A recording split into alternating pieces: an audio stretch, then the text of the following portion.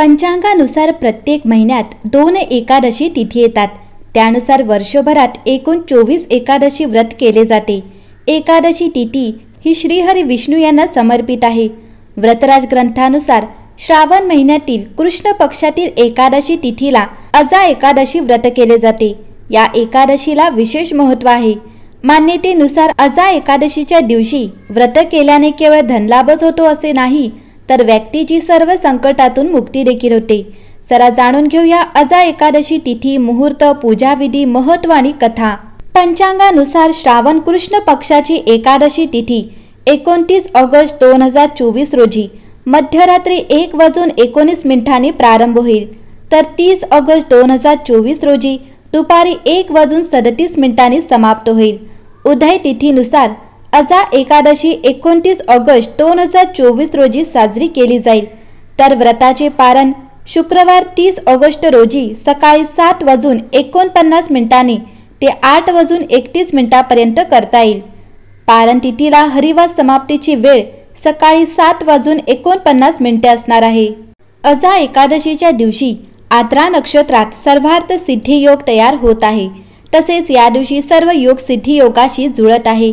यावेळी अजा एकादशी गुरुवारी येत असल्याने या एकादशीचे महत्त्व आणखीनच वाढले आहे। अजा एकादशीला विशेष महत्त्व आहे। हे व्रत श्रीहरी विष्णूंना प्रसन्न करण्यासाठी केले जाते।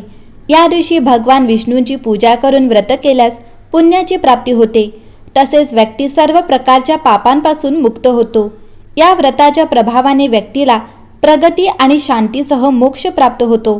पौराणिक कथेनुसार श्रीहरी कृष्णाच्या मते या एकादशीची कथा श्रवण केल्याने अश्वमेध यज्ञाचे फळ प्राप्त होते। प्रत्येक एकादशीला विशिष्ट नाव आणि अध्यक्ष स्थान असते।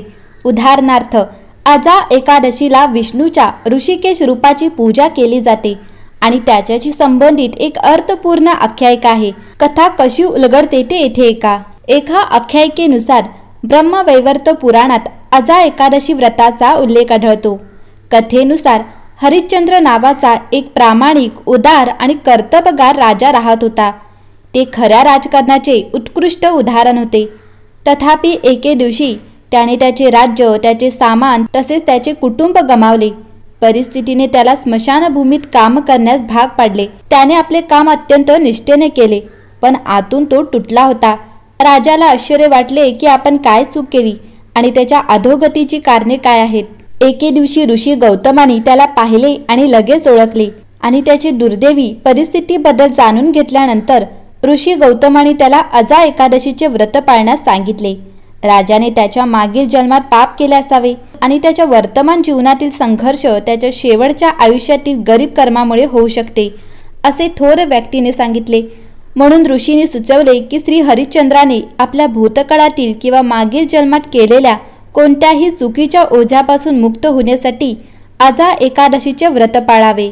हरिश्चंद्राने ऋषींच्या उपदेशाचे प्रामाणिक भक्तिपूर्वक पालन केले आणि लवकरच त्याला त्याच्या सेवेचे फळ मिळाले। शेवटी त्याने त्याचे राज्य परत मिळवले आणि त्याचे हरवलेले कुटुंब देखील सापडले। मंडळी, अजा एकादशीचे व्रत आचरणे अत्यंत शुभ आणि पुण्याचे मानले जाते। या व्रताची यशस्वी सांगता करणाऱ्यांना पुण्य फल प्राप्ती होते। अजा एकादशीचे व्रत आचरणे कठीण असते। हे व्रत दशमीपासून सुरू केले जाते आणि दशमीला सात्विक आहार घ्यावा। अजा एकादशीच्या आदल्या दिवशी केवळ दुपारी भोजन करावे। यानंतर दिवसभर शक्यतो काही आहार घेऊ नये। अजा एकादशीचे पूजन केल्यानंतर संपूर्ण दिवस केवळ फलाहार घ्यावा। शक्य असलेल्याने हे व्रत निर्जळे करावे, अन्यथा अन्न आहार सेवन करू नये। हे व्रत आचरल्यास सर्व पापांचा नाश होतो आणि पुण्यप्राप्ती होते। मंडळी, हे व्रत इतर एकादशीच्या व्रतासारखेच आहे। सकाळी लवकर उठून स्नान करावे, देवपूजा करावी, ओम नमो भगवते वासुदेवाय या मंत्राचा 108 वेळा जप करावा। दोन्ही वेळेस उपवास करावा। भूक लागल्यास फलाहार करू शकता, परंतु उपवासाचे पदार्थ खाणे टाळावे। देवाची मनोभावे पूजा करावी व आपल्या कार्यातील अडचणी देवाला सांगून त्यातून मार्ग दाखवावा अशी विनंती करावी। मंडळी, या व्रताची सद्यस्थितीची सांगड घालताना प्रियजन वियोग असतो, अपघात, इतर संकटे, आजार, निसर्गाचा प्रकोप, व्यवसायातील आर्थिक चढउतार, सुख दुःख असे अनेक कठोर अनुभव प्रत्येकाला कधी ना कधी थोड्याफार प्रमाणात येत असतात।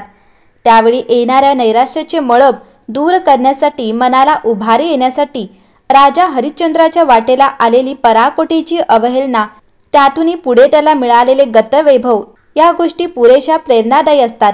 मंडळी, आजा एकादशी सारखे उपवास व्रत केल्याने आशेचा किरण नैराश्याच्या काळोखापासून माणसाला सतत वाचवीत असतो. त्यामुळे मनोधैर्य मिळावे म्हणून ही एकादशी करावीशी वाटली तर जरूर करावी. शक्य असेल तर हे निमित्त साधून एखाद्याला व्यवसायात खोट आली असेल, कर्ज झाले असेल तर त्याला योग्य मार्गदर्शन करावे, धीर द्यावा. शक्य असल्यास त्याला कमीपणा वाटणार नाही अशा तऱ्हेने मदतीचा हात पुढे करावा. तुमच्या ओळखीने त्याचा धंद्याचा पेच सुटणार असेल तर तशीही मदत करावी. एखाद्याच्या मालाला उठाव नसेल अथवा त्याने नवीनच व्यवसाय सुरू केला असेल तर त्या मालाची, वस्तूची आवर्जून खरेदी करावी. चार चौघांनाही त्याची खरेदी कराव्यास उद्युक्त करावे.